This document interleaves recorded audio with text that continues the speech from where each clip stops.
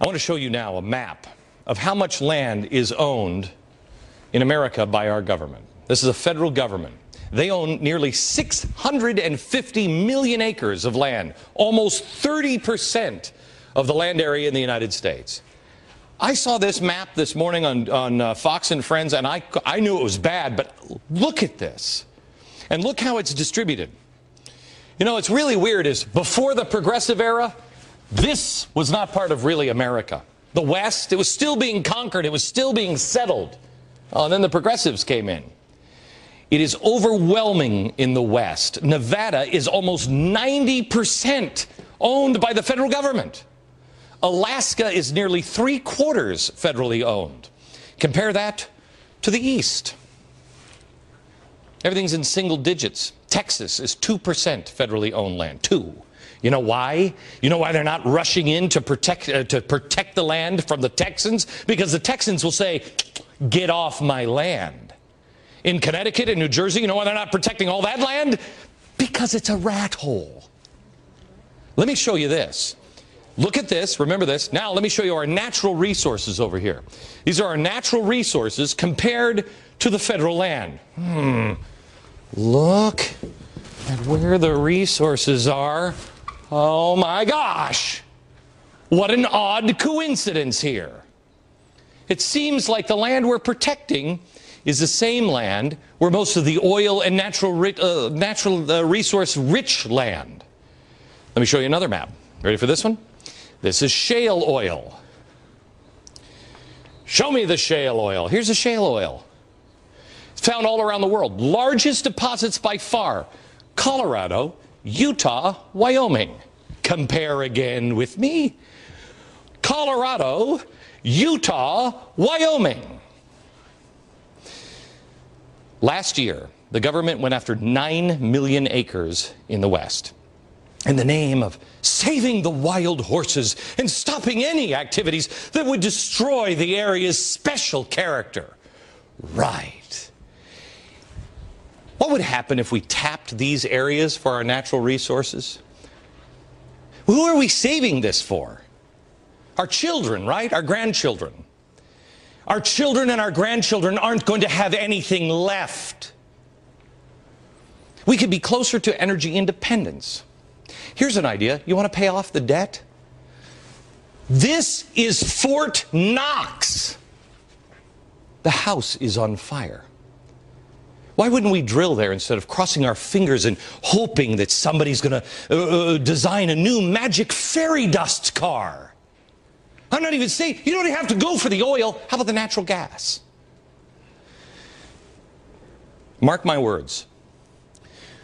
Our great-great-grandchildren will read about us. We are going to go down in world history as a suicidal nation. When we lose everything, environmentalists, let me ask you this. Show me Alaska. Can you bring up Alaska or show me the original chart here? Do you really think that when our country goes under, you don't think the Russians are going to climb over the pole to claim a land they already says is theirs? Who's better? Is Vladimir Putin better at protecting Alaska or the United States of America? How about China? China. When we go bankrupt, who's going to protect this land? China or us? This is a suicide mission that we are on. Citizens of America must stop hoping for change. I've seen the change. We must pray and demand change from this hopeful change because this is unsustainable. Here's the latest land grab, and we only know of it because of this. Let me show it to you. It's a memo. It was leaked by leaked from the Obama administration. It's now pursuing, the Obama administration, 13 million acres through 11 states in the West, all in the name of national monuments. Oh, maybe we could get a national monument of Chairman Mao. How about one of Stalin? He was good at controlling the lands, huh? National monuments?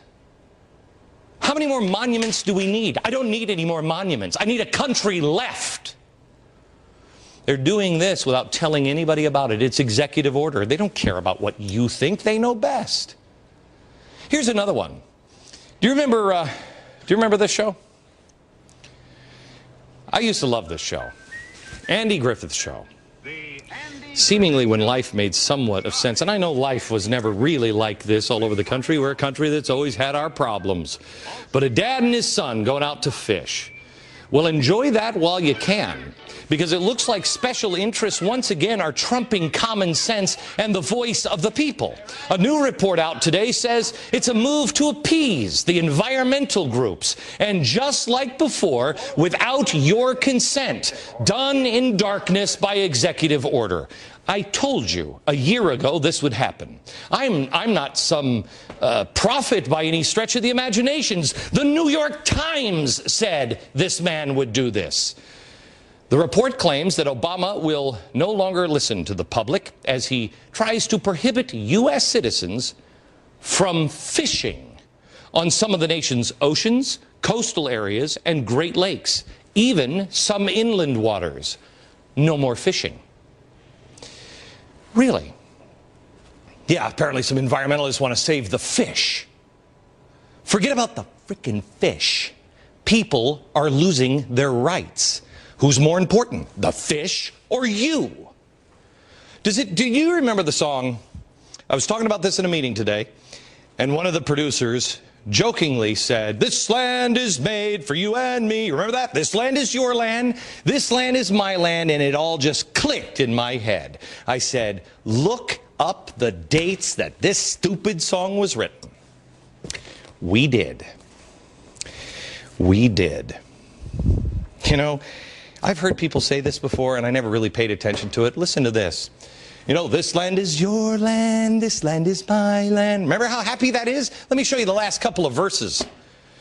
As I went walking, I saw a sign there, and on the sign it said, "No trespassing." Somebody owns that land. But on the other side, it didn't say nothing. That's a double negative, so it must have said something, but I digress. That sign, that side was made for you and me. So in other words, there are no property rights. It's wrong to say no trespassing. Last stanza. In the shadow of the steeple, I saw my people. By the relief office, I seen my people. As they stood there hungry, I stood there asking, is this land still made for you and me? Originally written, what year? 1940.